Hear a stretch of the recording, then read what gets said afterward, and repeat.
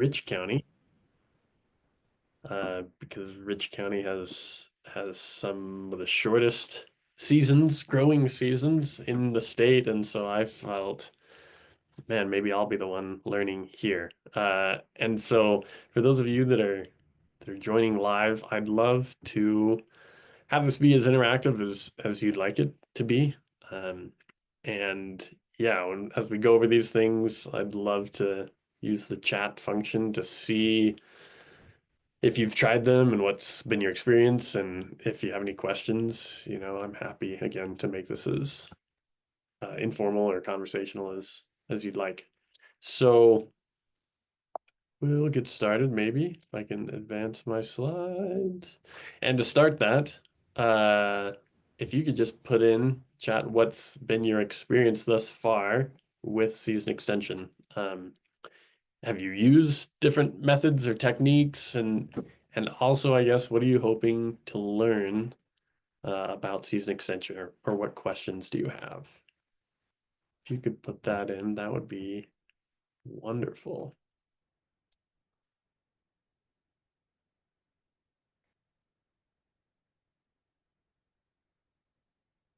Okay, it's a good question, Kylie. Yeah, I would argue it does. So we'll address that. But the question that came in, does starting seeds inside count as season extension?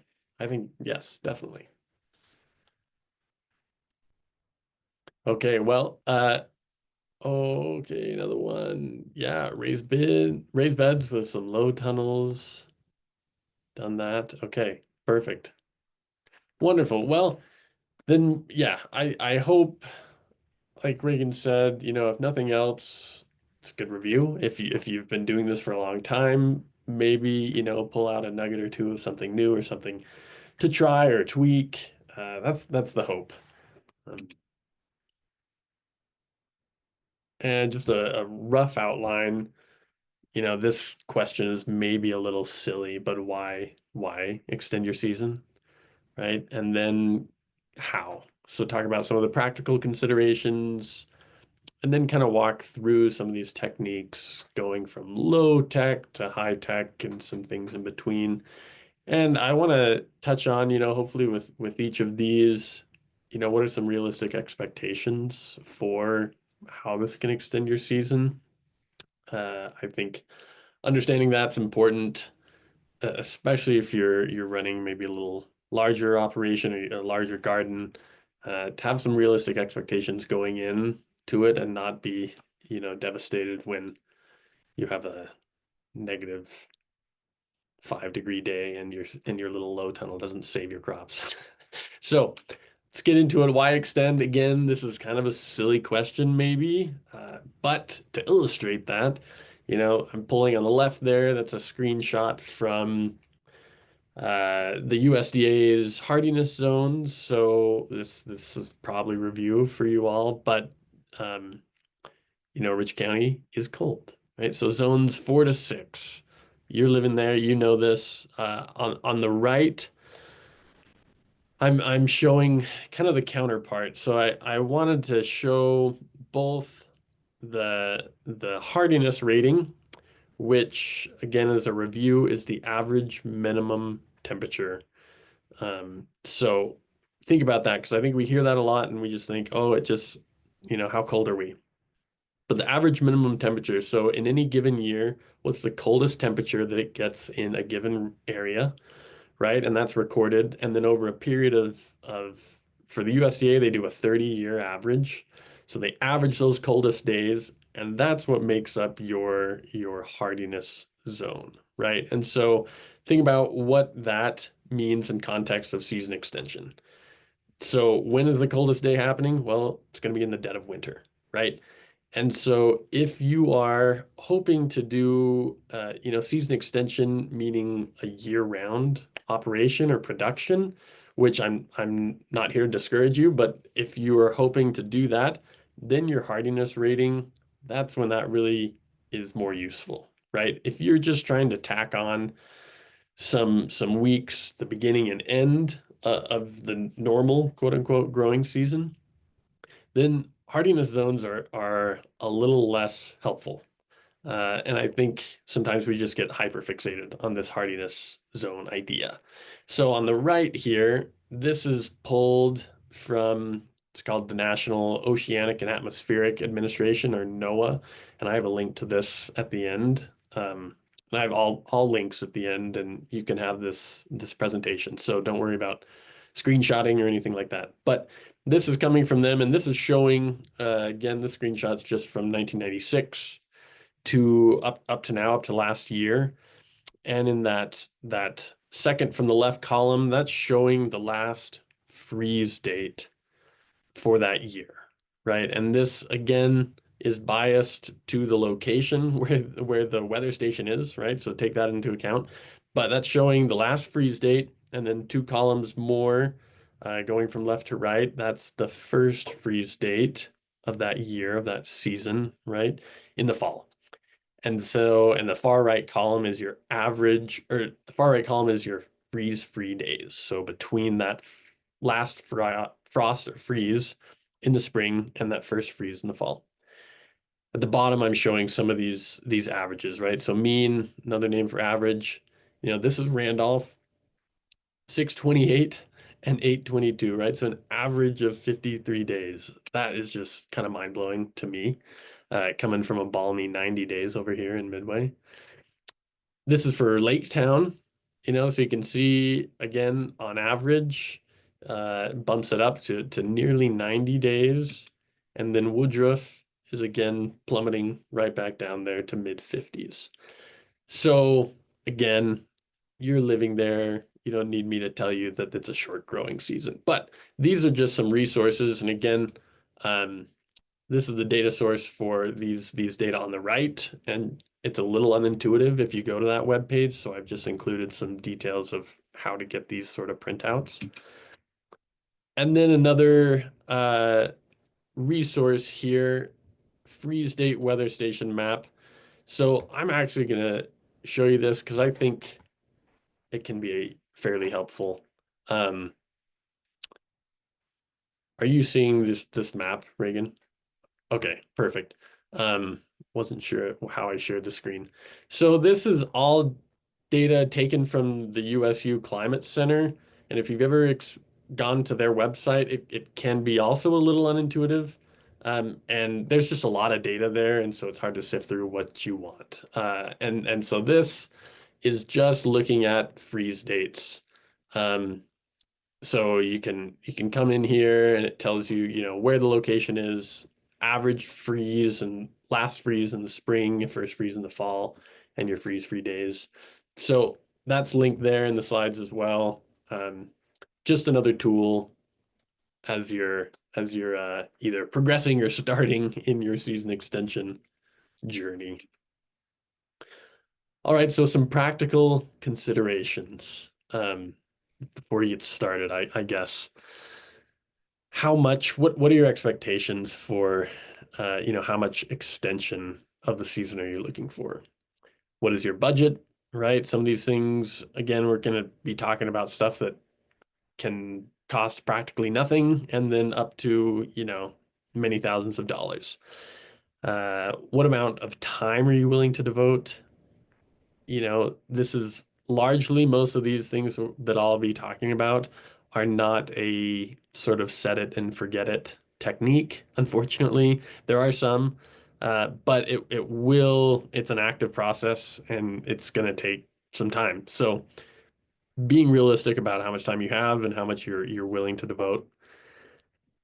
Then this question of space, right? And this is something you've maybe already thought of and determined in terms of, your garden or other things, but it's an important consideration in the type of season extension, technique or method that you want to employ.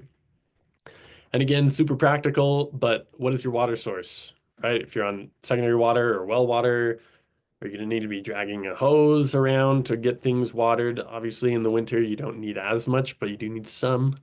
Or in those early seasons, you still need water. So thinking about that in relation to your space as well. And then this idea of supplemental lighting. I wanted to touch on this a little bit. And I have another link here I'm going to click on. this is another tool. Again, maybe the most helpful thing you'll get out of this are just some tools. So this is again that same NOAA website. And what you can do, you can take this little red dot here, if it'll zoom the way I want it to, and you can place it wherever you'd want.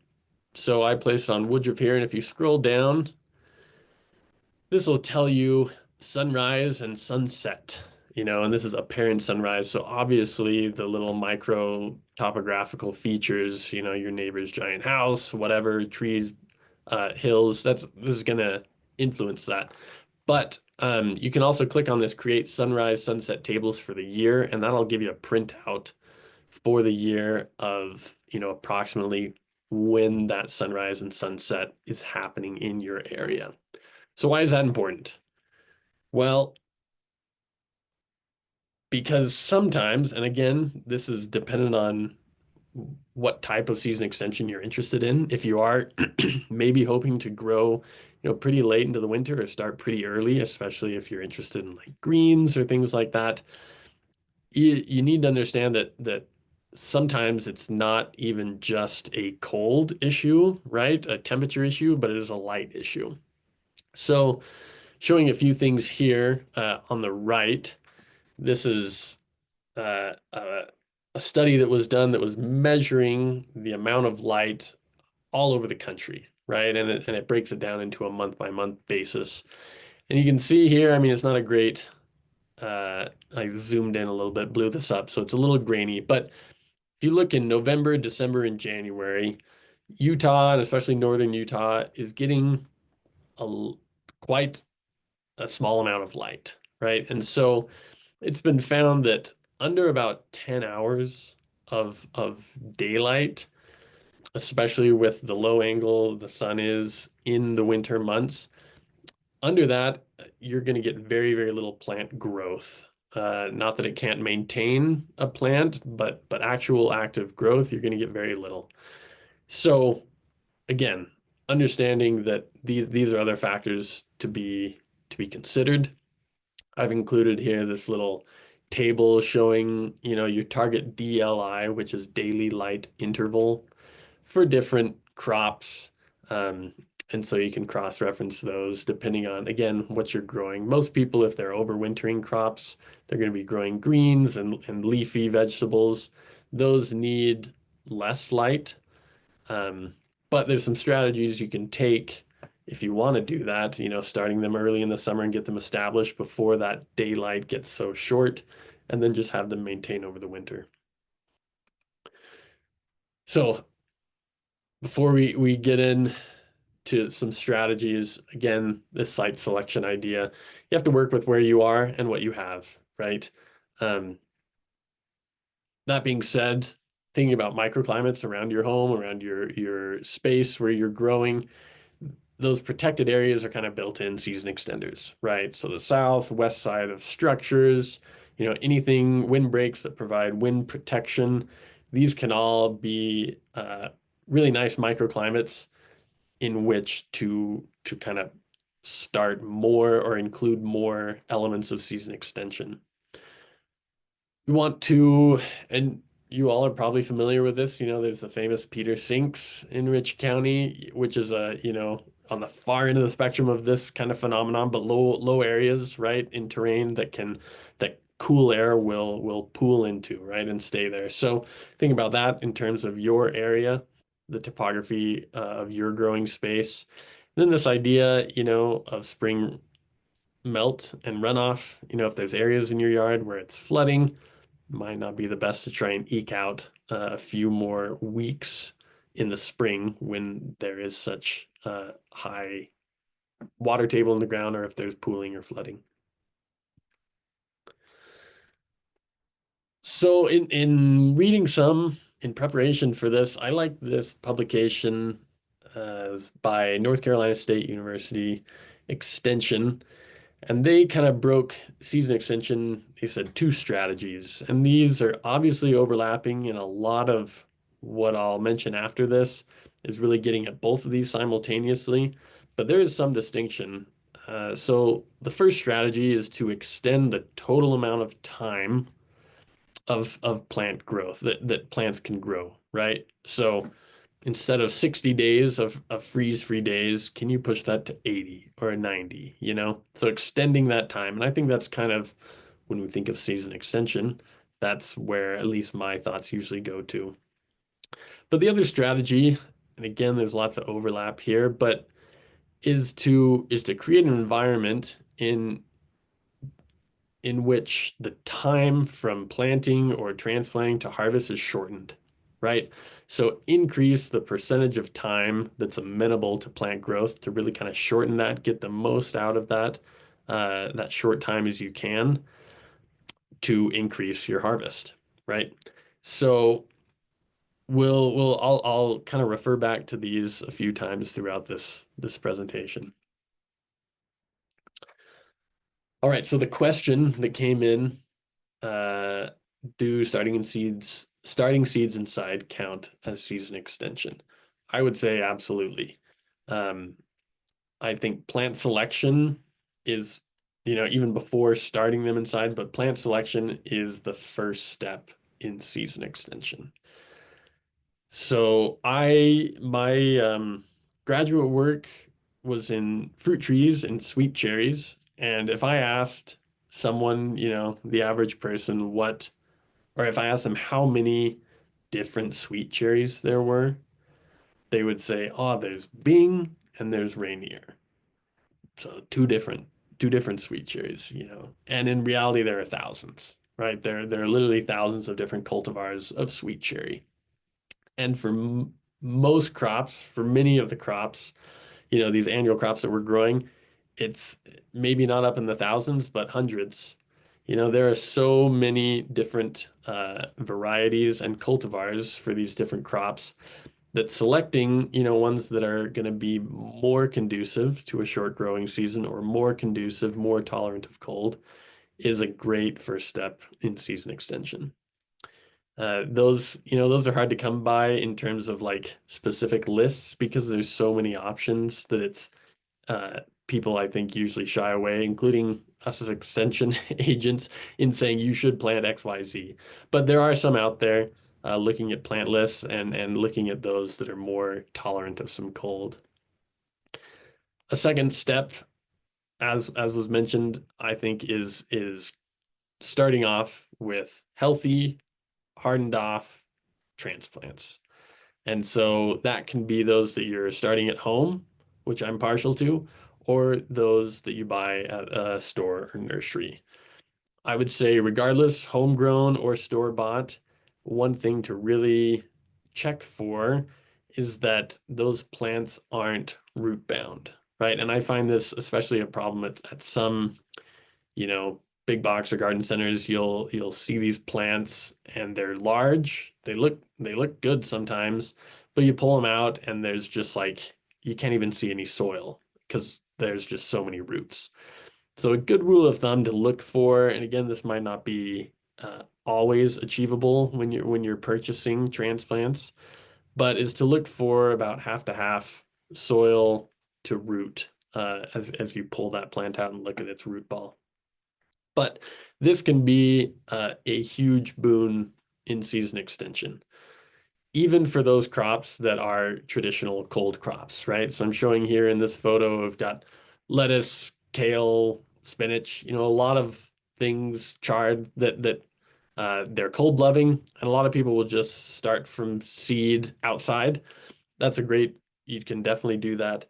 But I think, again, in terms of season extension, trying to minimize that time for these plants to mature and for you to get a harvest, starting with a good transplant, healthy transplant is a great option. Give this a go. Okay. Again, if there are any questions, feel free to even unmute yourself and ask, but throw them in the chat as well. I'd like to proceed now talking about some options, right? Some actual techniques going from low tech, get a little medium tech up into the high tech. And so we'll walk through kind of each of these little stages. And, this being uh, the class, duration, we're not going to be covering in depth on all of these, but feel free if you have questions to, again, throw them in the chat. I'm happy to answer them to the best of my ability if I'm not addressing them specifically in the slides. I wanted to start with this idea because I think this is kind of fundamental to almost all all passive season extension. Passive, meaning that we're not adding energy, we don't have power, right? So this is the idea that the sun is our energy source, our heat source. It's radiating energy to the earth, that's heating the soil, and season extension largely is an attempt by us to try and capture that heat, retain that heat, so that during the colder parts and when the sun isn't radiating, uh, we capture that heat, right? Or we at least slow down, minimize to some degree the escape of that heat. So I like to think of the soil as a sink or a bank, right? That we are charging it up, a battery, charging it up during the day, and these season extension techniques are trying to keep that as much as we can as it gets cold and the sun goes down.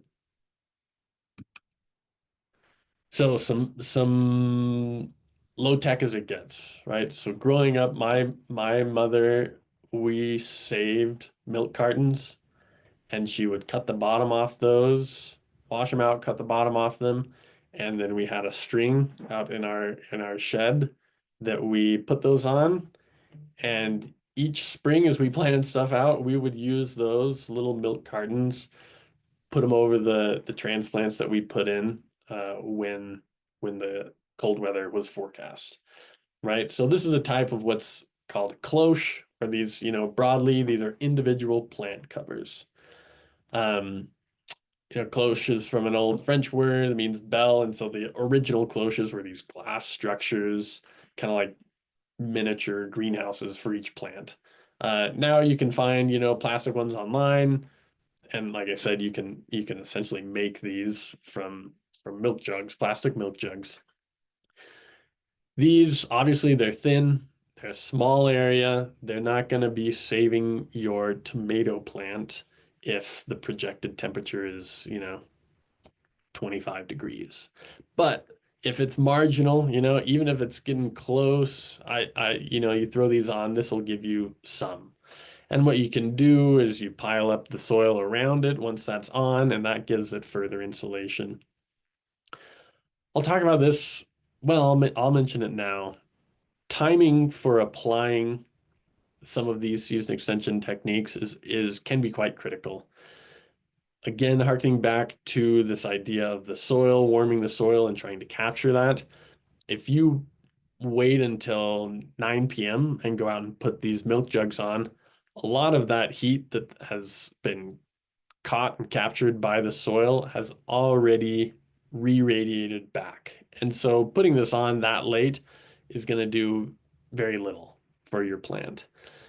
On the flip side, and we'll talk about venting more later, but if you put it on too early, that can get too hot and you'll scorch your plant. So the best time to apply these, these individual cloches and some of the other things I'll talk about is right kind of in the evening when it's low angle, so the rays aren't too strong. You're not going to scorch your plant as you put on, but it hasn't gotten too cold, and you can really maximize that heat retention by that season extension technique. The next step up, I would say, is this wall of water, and that's a brand name, right? It's like Band-Aid or tissue or Kleenex. That we kind of have synonymous now with this idea, like I'm showing here, of structures that surround your plant that you fill up with water. And this is, again, very much the same idea. These are individual plant covers, but instead of just a tiny thin plastic, you now are adding water, which, in addition to the soil, acts as a heat reservoir that collects during the day, heats up, and then re-radiates it at night. These will keep your plants warmer than these individual, milk carton cloches, so that they do provide better protection. Like it's shown in this Amazon photo, though, you got to be careful as your plants grow. Once they're outside of that, obviously they're getting much less, if any, protection from that wall of water. So that's something to consider as you decide whether it's something you want to use. Additionally, they are more costly. I remember the first time I saw how much they were, I was a little surprised, but they can be quite effective. Again, with all of these single individual plant covers, that choice is going to be yours depending on how many plants you're trying to cover, right? Some of these other techniques are definitely more cost efficient and just, feasible if you have a lot of plants. So, has anyone done this before? Any of you used, wall of water or milk cartons or any of these cloches?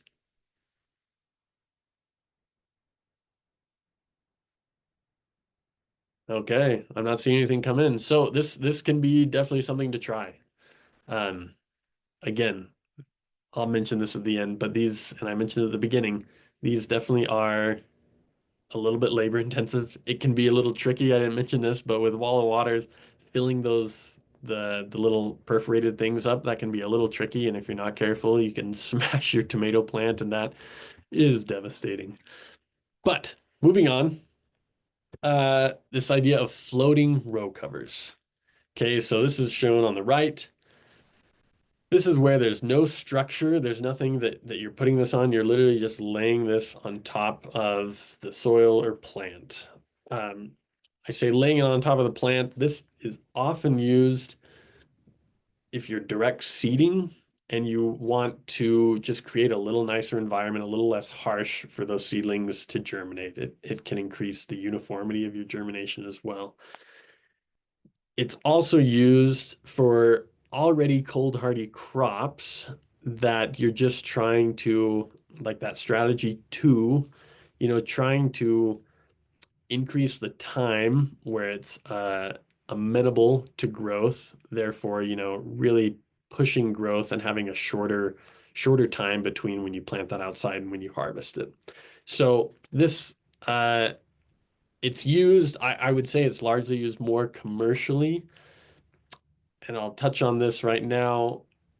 Any sort of season extension technique, if that is touching your plant, if the tarp or plastic or these spun fabrics is touching your plant, then it essentially loses its purpose, right? So its purpose is to insulate, but there's the transfer of cold. If it's touching that material, then that can damage that leaf tissue or that plant tissue. So that's why these are largely used, kind of more large scale when they're just starting to seed and germination is happening.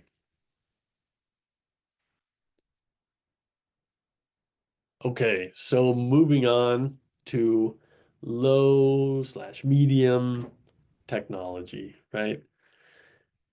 And I want to spend some time on this because I think this is a great fit for a lot of home gardeners or even, smaller scale growers, this idea of low tunnels.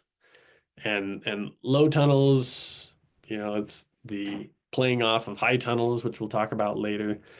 But this, they are structures, and we'll talk about what they could be made out of, on which to place some sort of frost blanket or plastic or something to try and again capture and keep that heat in that area where your plants are. And I'm actually, I put all this down, but we're going to walk through each of these different points in the next slides. So, I wanted to show there's also, yeah, I'll touch on this as well, but stacking season extension techniques can be a great way to add a few more degrees of warmth as you're, trying to save your little plants from any cold. So low tunnels, the frame. What can the frame be made out of? Well, really anything you can think of, right? So on the left there, I'm showing some PVC. You know, it's cheaper, it's pretty cheap, it's more readily available. However, there's a downside is that especially the white PVC, you know, it's not super UV stable, so you will be replacing that after a number of years. But some people get around that by spray painting. That helps with the UV resistance. The picture right below on the left, you know, that's showing in a raised bed a really simple option for how to structure those PVC hoops to your raised bed, right? Just those little C clamps that you drill in, and then you just simply feed in that half-inch or three-quarter-inch PVC pipe, bend it over, and do the same on the other side. Another method is this metal wire. It's usually a galvanized wire, and you want to look for 9 to 10 gauge wire. And that's shown kind of in that bottom photo there. These are, you know, they're smaller gauge, so they're not going to be super strong. I would never use these in an area of high wind, um, or just kind of raucous weather, unless you're using that in combination inside of another sort of season extension technique. But, you know, if you have a really protected area, it can be a great option. And you can buy this metal wire fairly cheap, you know, in these spools and cut those. And those simply you just stick them in the ground and then bend it over and do the same on the other side. Lastly, in the top right, you have this metal conduit, right? This is, you can buy this at uh, you know, order it online or buy it at a hardware store. This is definitely more stable, gives some more structure, longer lasting. The catch with this, or the, you know, because it is a stronger material, it's a little tougher to form them, right? And so you can purchase you know, hoop benders, they call them, and that's got kind of a predefined curve to it that you can lock that conduit in place and bend it around. And those work great. They do run, you know, anywhere from $100 to $200. And so there are a lot of kind of DIY methods, which I'm a little partial to. So I've linked to just one video that shows how you can bend your own metal conduits for your low tunnel. And then anchored with rebar. So if you don't have, go back here, that top left photo, if you don't have the wooden frame for, say, raised beds, a good way for the PVC and or the metal conduit is to use rebar, drive that into the ground, and then you just slide that conduit or PVC right over it, and that gives you a pretty solid structure. And then at the end of the season, you know, depending on if it's a permanent bed, you can leave those things, maybe put like a little marker so you don't just ruin your shin on it. But that can be a good stable way to keep that frame in place. Oh, I did want to mention this. I showed back here in the top left, you know, that's in my office. We have an enclosed little courtyard that gets very little wind. And so if you have a situation like that, you can even get these things on Amazon from reputable sellers like Fubeji. I don't know who Fubeji is, but you can get these really cheap options that, you know, they'll do in a pinch, or they'll do in, again, places that have no wind. But this is just to show you really can do this on the cheap, um, if you'd like. So we talked about the frame. Moving now to the covering. There's kind of two main uh, options. You know, these frost blankets, they're fabric. You know, a non-woven, they're spun fabric. These have the benefit of being air and water permeable. Now they're all marketed as such. I will say in my experience that the thicker it gets, like if you get up to like a 1.5 ounce or so, it definitely still air permeable, but water, it's a little tougher for it to get through. But that is one perk of the fabric. However, and really you get what you pay for, as in most things. I'm showing a photo here on the bottom. This was about a month of using this. So it was a month outside in the elements here in Wasatch County. And I came to the to our little garden after a windstorm, and it was completely shredded, right? And so this one was purchased on Amazon, maybe from Fubegi, I don't know. And it did not last very long. It got us through the season, the crucial part, but it was a pain to clean up, and I was probably munching on microplastics this whole year from that produce. But again, you're going to get what you pay for. The ones that are more expensive, they are going to be usable for more than one season. And but in general, they're going to be less UV stable than the next option, which is plastic. I think I have a photo here. Yeah, so this is the the plastic that we used. This was 5 to 6 mil greenhouse plastic, and you can buy these in any sort of sizes and cut them to fit whatever you'd like. They're more durable, right? So they should last for 5, 6 plus years, sometimes even much longer. They're easier to patch if you do get a hole. Light can penetrate better. I didn't mention that with some of the fabric, especially the heavy fabric. They do a lot of shading. Um, but plastic is, it's not breathable. And and again, the light penetrates really well. And so we'll talk about this coming up, but this idea of venting, it's a double-edged sword. Is also, whatever you have. I put down here reflective insulating blanket. This is a little photo, not great, I apologize, but this is from Colorado State University that did some research looking at, yeah, low tunnels over raised beds and how much of a bump in temperature that they could get. And as I mentioned, this idea of stacking low tunnels or stacking methods of season extension, they found to be very effective.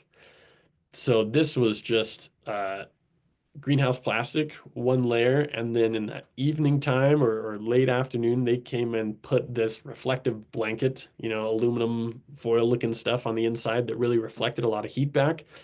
And they got, upwards 10 to 15 to 20 degrees warmer in that little space than it was outside. I would not expect that ever for just plastic or just the frost blanket. You're gonna max out, on average, you're gonna max out 2, 3, 4, 5 degrees warmer in there than outside. And that's gonna come if again thinking about this idea of the soil being the bank that's radiating back out that heat. The coldest time of night or morning is coming in that early morning, right? 4, 5, 6 a.m. And that's the time when the heat bank is pretty much exhausted. It's not, it's kind of given up all that it held during the day. So that's when the coldest time is going to be, and it's when these season extension that we've talked about so far are probably least effective, right? Because there's no heat for them to try and trap in. So again, I think it's important to understand you're going to get a few degrees with these low tunnels, and you can bump even more, 1, 2 degrees if you layer like that photo on top, these kind of small low tunnels inside of, say, that bigger one, and even more if you do some outside layers, say with a heavier blanket or some of these reflective fabrics. Okay, and I've touched on this a couple times, but temperature regulation. Plastic versus fabric. Plastic is going to definitely heat up faster than the fabric. That said, using this heavy duty fabric, it also heats up in there. So it can get annoying to have to regulate these. And I get that. And so that might be, discouragement enough to not try them. But if you create a system like I'm showing here, it can minimize some of that time. So I'll just take a short minute to explain this. So these are the 1/2 inch metal conduit, and those are stuck in the ground on rebar. What I did was I had a little hose clamp that I clamped a small carabiner to. I'm not sure if you can see my pointer here. Maybe I should pointer option laser. Clamp that here at soil level, and then just got some bungee cord that we cut to length and put it in each of those carabiners. So what that does, it creates tension on that covering so that you can just essentially walk and pull that up and it'll stay. That is just a small thing, but for us, it was worth it. For me, it was worth it who was doing this um, to just minimize that time, less of an annoyance. And I'm going to try it again this year. So it didn't scare me off. It wasn't too annoying. But there's all sorts of these little hacks that can make things a little easier, a little better, a little smoother. Okay, I'll just touch on these two. So this is a similar idea, right? But these, if you've ever heard of cold frames, now some people will use that term for other things right here. It's kind of what I'm showing. So these are traditionally a wooden structure with a glass or plastic or plexiglass top that you can take that top off. Usually is oriented to the south with the southern end a little lower, the northern end higher to capture as much sun as possible. And these can be permanent or mobile. Growing up, we had one that was permanent. It was on the south side of our house. It was about 6 feet, in depth, not down in the soil, but coming out from the house, about 10 feet wide. And the good thing about doing a more permanent structure is you can even dig that down and put that into the soil a little bit, so you get some of that geothermal buffering power. And these, again, you just have to be careful about the venting. They need to be vented when it's sunny out, and even if it's cool out, vent that a little bit so that the heat can escape, because it really can, even in an hour or two in those low tunnels with plastic, if it's well sealed, those can heat up to over 100 degrees. So you got to be careful because there's few things more annoying than trying to extend your season and save your plants from the cold and accidentally kill them by the heat. So next thing I've written down is a hotbed. I don't have a photo of this. I've actually never seen it. I just wanted to include it because I think it's interesting. It's the same idea as these cold frames, but they'd actually dig down beneath, and traditionally they would put a manure layer that was uncomposted, cover that with sand, and then cover that with your topsoil, enough so where your roots aren't growing down into that uncomposted manure. But as that manure broke down and composted in place, that would heat up that area. Now there are some heating wires that can be used, so that wouldn't necessarily classify as a passive method, but you can bury those heating wires in the soil, and that's another way to heat that area. Okay, moving into some higher tech things, showing this plastic mulch. It isn't really by itself high tech, but because the way most people apply it is with this tractor as shown on the right, that's why I included it in this higher tech section. It can be stretched and put down by hand, but I would recommend you have at least 3 people, 2 to stretch it, and then 1 to cover up the edges with soil while it's taut. So this again harkens back to the first principle of warming the soil.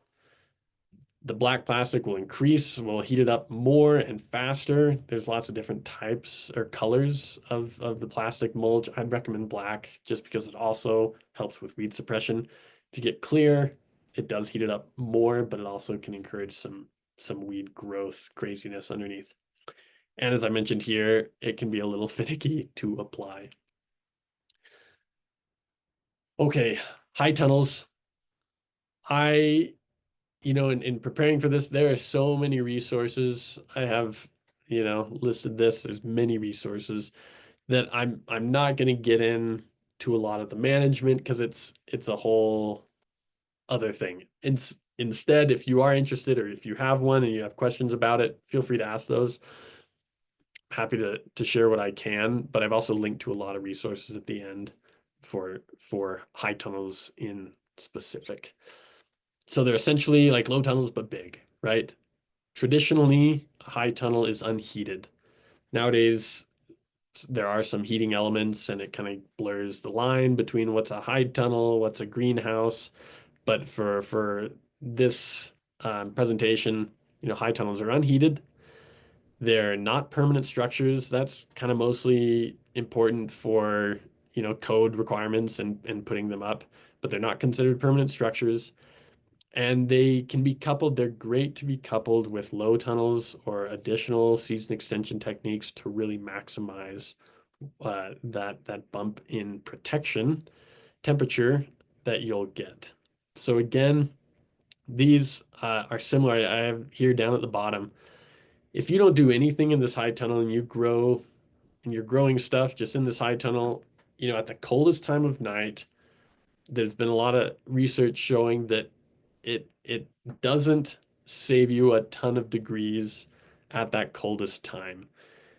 Um, Brent Black, who's our extension fruit specialist, has done a lot with berries and with other crops in high tunnels. And so, he's showing again at that early morning time when it's coldest in there, there isn't a huge difference. There definitely is a difference. And if you start stacking these different techniques, having a low tunnel within a high tunnel, you can bump that up to even 5+ degrees. I think I skipped over this, but there are many different designs and options. I would recommend that you look for what's called the Gothic arch, which I'm showing here. That is in contrast to what's called a Quonset, or just this kind of typical half circle caterpillar looking thing. And that's just due to the fact that these Gothic arches will shed snow, which can be, the death to these Quonset style. When you get a heavy snow load on it, it'll just crush it. And again, these run the gamut from low cost to high cost. The complete do-it-yourself PVC kind of is shown here. You can get that for close to 1,000. And then there's, again, with all the bells and whistles, can get pretty expensive, pretty pricey. I mentioned many, many resources. USU has a whole kind of landing page devoted to high tunnels, and shows different designs. There's videos of how to construct one and put it up. So definitely I would recommend you look there if you're interested. And then many other resources from other extension services. And then last, right, the pinnacle, you have these four-season greenhouses. And again, line of demarcation, greenhouse, high tunnel can be fuzzy. I'm saying here that if you have power that's running to there, if you have heating, cooling agents or mechanisms, that's a greenhouse. Um, and as you would imagine, building, creating, maintaining, heating and cooling, that all adds up to be definitely the most expensive option. However, there are a lot, as I've mentioned before, a lot of do-it-yourself options that exist somewhere between a high tunnel, a greenhouse. What is it? Who knows? It's kind of in between. But I'm showing here on the left, on the top and bottom, this is the same greenhouse. This is one here in Wasatch County, and this individual built it into the hill, right? So he had a south-facing hill that he built into, and this taps into what they call geothermal heating and cooling, right? And so inside, you can see that these windows are facing south, um, to capture that sunlight in the winter. And then there's other elements. So aside from the soil being the source of heat, there's also, you can see he's got a lot of rock element in here, which will capture the heat and radiate it out. He's got, it's hard to see here, but some metal, again, surfaces that will capture some heat. And then along this back wall, this north wall, he has these barrels filled with water.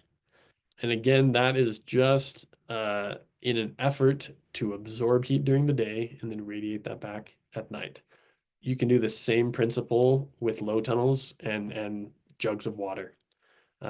So the same principles apply, and that's another thing you can stack in your season extension arsenal, excuse me, to maximize that extension.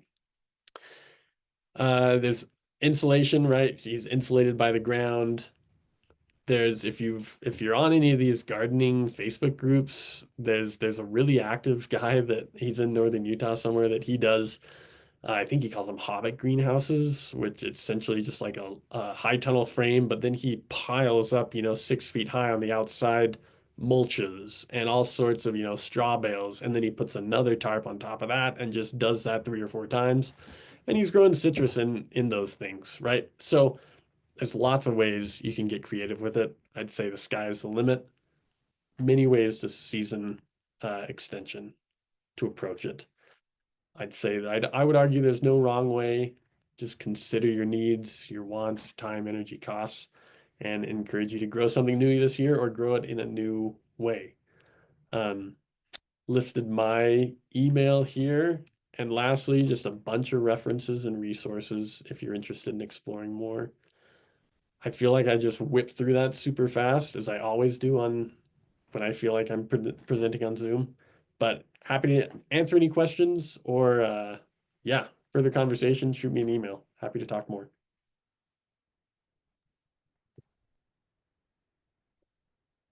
Thank you, Wesley. For those of you on Zoom, I will email you Wesley's slideshow so you have all of his resources.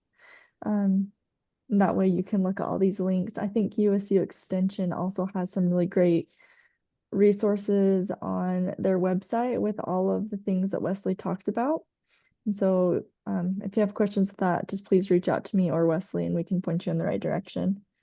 Um, does anyone have any questions for Wesley before we end?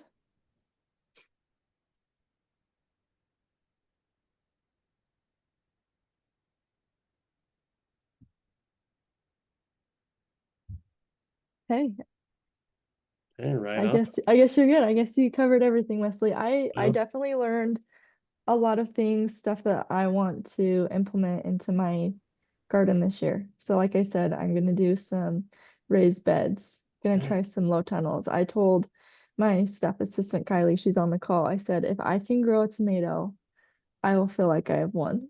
So that is the goal.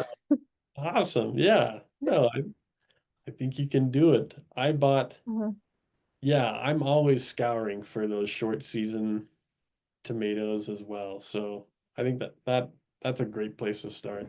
It's mm, a good goal. okay.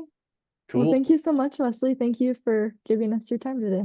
Yeah, of course. Thanks. We'll take care. Have a good All right. See you. Thank